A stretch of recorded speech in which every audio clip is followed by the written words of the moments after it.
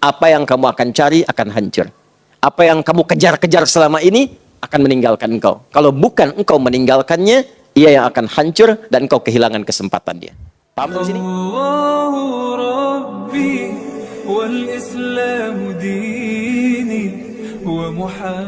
Jadi di gaya bahasa Arab itu begini. Kalau ada orang ragu dengan sesuatu informasi, maka kita ingin meyakinkan supaya keraguannya hilang. Salah satu caranya gunakan inna di depannya. Jelas ya? Ustadz Adi akan datang hari ini. Ah, masa sih? Ya, kayaknya belum yakin deh. Maka dikatakan, inna Ustadz Adi sayati al-yaum. Saya tegaskan ya, nih flyernya sudah ada. Nih update-nya di jalan sedang akan datang. Beliau akan datang hari ini. Maka gunakan inna untuk menguatkan. Jelas? Nah, pengertian terbaliknya artinya, kalau Anda baca Al-Quran, disampaikan satu informasi, menggunakan inna, berarti ada golongan manusia yang tidak meyakini sempurna. Jadi ada orang-orang yang memang, maaf, menganggap kehidupan dunia itu segalanya. Karena itu sibuk dengan dunia. Berangkat gelap, pulang gelap, kumpulkan ini, kumpulkan itu, hitung lagi, hitung lagi. Padahal yang sudah terkumpul pun belum tentu dipakai. Gitu. Maka Allah tegaskan pakai inna, kamu itu akan meninggalkan dunia, kamu akan wafat. Yang kamu kumpulkan ini nggak akan bermanfaat untukmu kalau tidak digunakan itu untuk kepentingan esok harimu. Sibuk meninggikan diri, sibuk mencari kedudukan, lupa bahwa banyak aktivitas yang harus dikerjakan untuk persiapan pulang. Gitu. Jadi kalau Quran menggunakan kata inna seakan menyentuh kepada jiwa. Ada orang-orang yang lalai dengan persiapannya sebelum dia berpulang karena disibukkan dengan kegiatan dunia yang sementara. Kalau sibuk itu punya value-nya, nilainya saat yang bersamaan untuk pulang, bagus. Silahkan cari harta yang sebanyak-banyaknya. Gunakan untuk apa? Untuk ibadah. Ya, ibadah itu apa saja? Banyak nilainya. Jangan digambarkan zakat saja. Infak yang umum saja.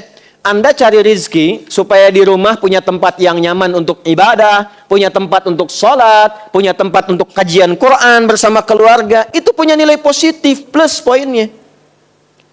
Anda cari harta supaya dapat makanan yang halal, enak dan halal. Ya, coba pilih, halal nggak enak, ya atau enak nggak halal? Ya, saya tahu itu pasti enak dan halal. Itu kan? Jadi ya silahkan cari makanan yang enak dengan cara yang halal. Halalan, thayyiban, silahkan senikmat-nikmatnya. Mau beli nasi goreng di Jerman, silahkan. Ya nggak dipaksa, jus alpukat diperhatikan, silahkan saja. Ya, halalan, thayyiban. Tapi niatkan untuk ibadah. Makannya supaya kuat sholat, itu niatnya. Makannya supaya bisa baca Quran, energinya, itu niatnya. Lalu gunakan untuk zakat, untuk infak, berbagi dengan sesama, membahagiakan orang tua, keluarga, kerabat, belikan anak-anak pakaian yang membuat dia dekat dengan Allah, menyekolahkan dia di tempat yang mendekatkan dia dengan Allah. Silakan kumpulkan sebanyak-banyaknya. Bukankah sudah ada Utsman contohnya? Abdurrahman bin Auf. Tapi kalau cuma kumpul lagi, beli sesuatu untuk pamer, capek hidupnya. Beli mobil cuma buat dipanasin doang, lihat, masih ada, balik lagi. Capek hidup begitu. Ya. Beli pakaian cuma buat ditontonin doang, lucu. Ketawa dulu. Beli pakaian dipoto, ceklik, terus diupload deh di Instagram. Alhamdulillah dapat rezeki baru, dipakai? Enggak. Gantung lagi. Ya, kan kurang sehat tuh. Iya kan? Capek, jadi tersiksa hidupnya, capek cuman begitu saja. Nah, Allah menegaskan, hidup kamu jangan begitu. Kamu kan tahu akan meninggal. Tapi memang agak aneh nih manusia seperti ini nih. Jadi kalau sudah terakumulasi nafsunya, tertutup nanti akalnya. Jadi akalnya dipakai untuk dunia saja.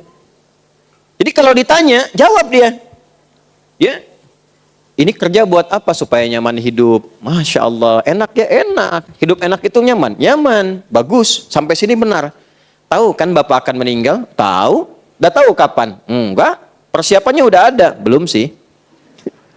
Tahu meninggal, nggak tahu kapan pulang, tapi nggak punya bekal. Aneh.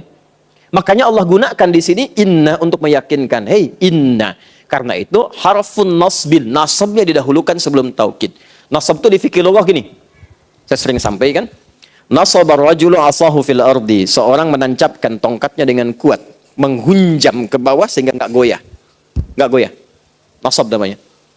Maka seakan pesannya begini, "Hei, tancapkan ini dalam hatimu. Jangan goyah. Kuatkan pada jiwamu, yakinkan jangan goyah. Kamu ini akan pulang. Kamu akan meninggal. Kalau perlu tuliskan di dinding rumah itu. Setelah saat kamu pulang, saya di meja kerja itu, saya tuliskan. Ada hidayat, jangan maksiat, karena kamu akan wafat. Sudah merasa punya bekal yang cukup untuk pulang? Tanda tanya. Jadi begitu kita melihat itu termotivasi lagi. Kuatkan lagi, kuatkan lagi, kuatkan lagi. Tancapkan pada jiwamu.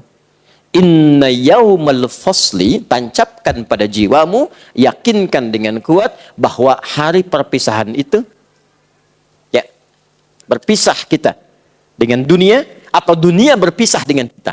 Karena di sini konteksnya dunia meninggalkan kita. Jadi kalau bukan kita yang meninggalkan dunia, dunia yang meninggalkan kita. Artinya kiamat, selesai kehidupan. Jelas? Baik. Allah. Inna yaumal fasli kana miqata. Masya Allah. Telah tetap waktunya.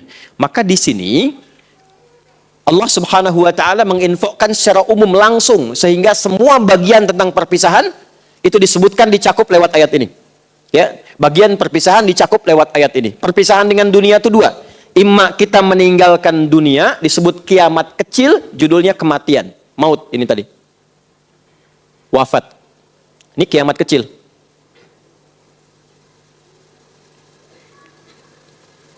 Atau kiamat besar, dunia yang meninggalkan kita, hancurnya dunia. Ya, hancurnya dunia. Sudah? Nah, dua-duanya makna ini dicakup lewat ayat ini dan ditegaskan, mengambil, kalau dalam bahasa Indonesia itu ada namanya sinekdok ya. Belajar bahasa Indonesia ya. Sinekdok, ada sinekdok pas prototo, ada sinekdok totem pro parte. Ya, pas prototo itu disebutkan sebagian mewakili keseluruhannya.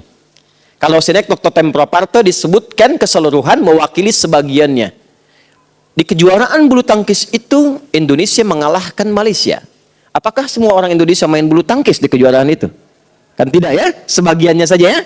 Ya, jelas ya? Baik, tapi itu adalah uslub, gaya bahasa untuk menunjukkan, mencakup sebagian tapi disebutkan keseluruhannya untuk menunjukkan kedahsyatannya. Jelas? Nah, ini sama. Disebutkan di ayat ini mencakup peristiwa kiamatnya, hancurnya dunia, berpisah dari satu alam ke alam yang lainnya, tapi saat yang bersamaan diisyaratkan pula di dalamnya hilang semua kehidupan kita, semua meninggal. Ya, tapi intinya adalah ingin menjelaskan, hei, apa yang kamu akan cari akan hancur. Apa yang kamu kejar-kejar selama ini akan meninggalkan engkau. Kalau bukan engkau meninggalkannya, ia yang akan hancur dan engkau kehilangan kesempatan dia. Paham sampai sini? سبيل الدموع سبيل مريح تنهدى يا صاحي كي تستمع